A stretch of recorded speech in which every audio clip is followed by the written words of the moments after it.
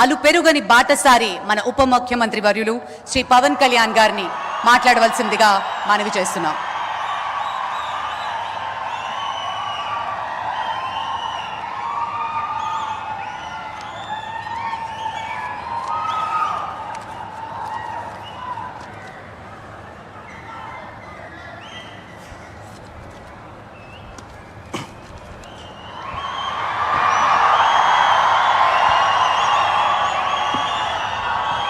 ఒక సదుద్దేశం, ఒక సదాశయం లేకుండా ఒకరు కన్యాకుమారి నుంచి కశ్మీర్ వరకు నడిచిన అది ఒక నిరర్ధకమైన నడకగా చరిత్రలో మిగిలిపోతుంది.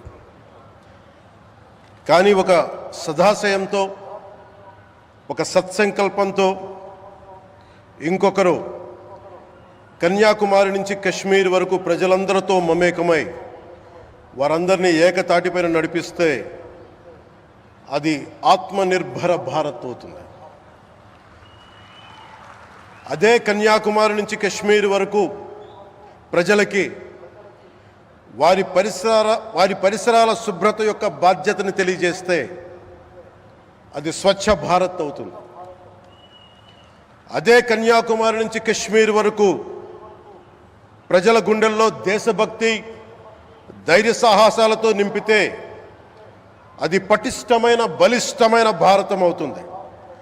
అది ఒక రోజున అఖండ భారతం అయి తీరుతుంది. ఒక బలమైన భారత్ కోసం, ఒక దృఢమైన దేశం కోసం, జగత్తంతా వసుదైక కుటుంబం అనే భావన కోసం 4.5 దశాబ్దాలుగా పరిశ్రమిస్తూ ఆ దారిలో ఎదుర్కొన్న ప్రతి పరాజయాన్ని, పడ్డ ప్రతి అవమానాన్ని నవ్వుతూ స్వీకరిస్తూ వాటినే విజయాలకి ఇంధనంగా వాడుకుంటూ దేశాన్ని అభివృద్ధి పథంలో నడిపిస్తూ భారతదేశాన్ని ప్రపంచంలోనే 3వ బలమైన ఆర్థిక వ్యవస్థగా తీర్చిదిద్దేలా నడిపిస్తున్న మన ప్రియతమ ప్రధాని, మన గౌరవ ప్రధాని శ్రీ నరేంద్ర మోదీ గారికి నా తరపున 5 కోట్ల మంది ఆంధ్రప్రదేశ్ ప్రజల తరపున నా హృదయపూర్వక నమస్కారాలు.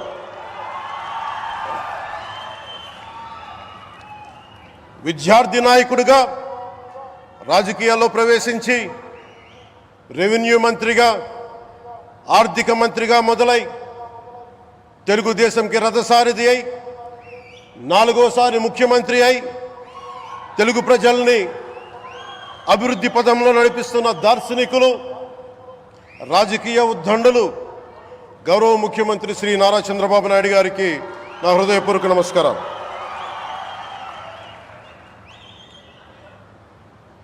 తోటి మంత్రివర్గ సహచరులైన ప్రతి ఒక్కరికి, నారా లోకేష్ గారికి,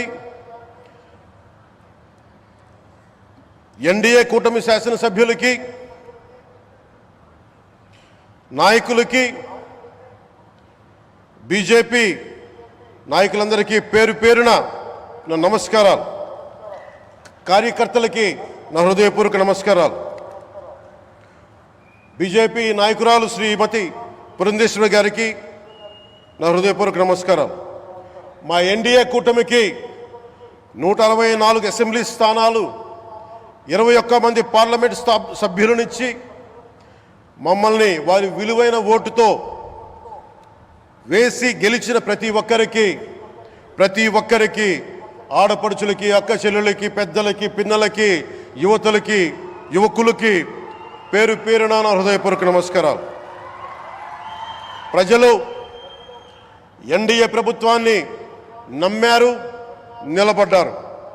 అలా నిలబడినందుకే ఈ రోజున మన గౌరవ ప్రధానమంత్రి గారి సారథ్యంలో ఈ ప్రారంభోత్సవాలు కానీ, శంకుస్థాపనలు కానీ, అది దక్షిణ కోస్తా రైల్వే జోన్ కావచ్చు, కృష్ణపట్నం ఇండస్ట్రియల్ పార్క్ కానీ, గ్రీన్ హైడ్రోజన్ హబ్ కానీ, అనకాపల్లి బల్క్ డ్రగ్ పార్క్ కావచ్చు, 6 కొత్త రైల్వే ప్రాజెక్టులు కావచ్చు, వీటన్నిటిని వచ్చే పెట్టుబడి దాదాపు 2,10,000 కోట్ల రూపాయల పెట్టుబడులు, 7.5 లక్షల మందికి ఉపాధి అవకాశాలు.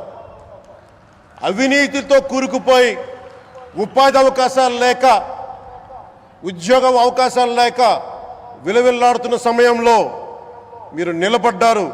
అందుకే ఈ రోజున ఈ 2 లక్షల పైచిలుకు పెట్టుబడితో 7.5 లక్షల ఉపాధి అవకాశాలు లభించి మనందరికి ఇచ్చినందుకు మనస్ఫూర్తిగా ప్రధానమంత్రి శ్రీ నరేంద్ర మోదీ గారికి చేతులెత్తి నమస్కరిస్తున్నాం.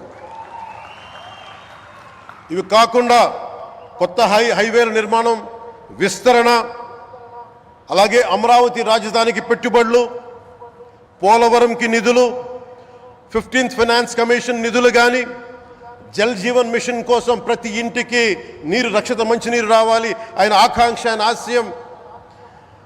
మనకు గంట కాదు 24 గంటలు రావాలని పడ్డ తపన ప్రధానమంత్రి గారిది.